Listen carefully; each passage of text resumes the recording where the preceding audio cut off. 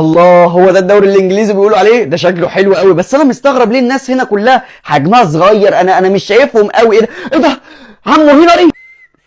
الحمد لله يا رب ان انا اعتزلت كرة القدم وما كنتش بلعب مع الارسنال السنة دي، الدوري اللي فضلوا متصدرينه وخسروه في الاخر. عشان كنت بلعب معاهم ساعتها كنت هتحسر. ده انا بحبك قوي يا عمو هنري، ده انا سامع ان انت كنت عامل ارقام في الدوري الانجليزي مكسر بيها الدنيا.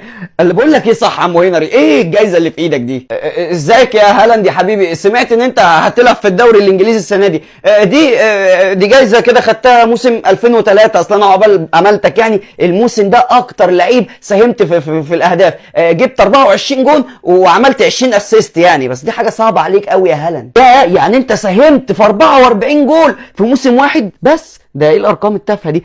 طب بقول لك يا عمو هنري، والنبي بيكمني يعني لسه جاي الدوري الانجليزي جديد وانت عارفني لسه صغير، ما توريني كده الجايزه اللي في ايدك دي، عايز اشوفها. لا دي تاعتي. لا لا لا يا هالاند، ولا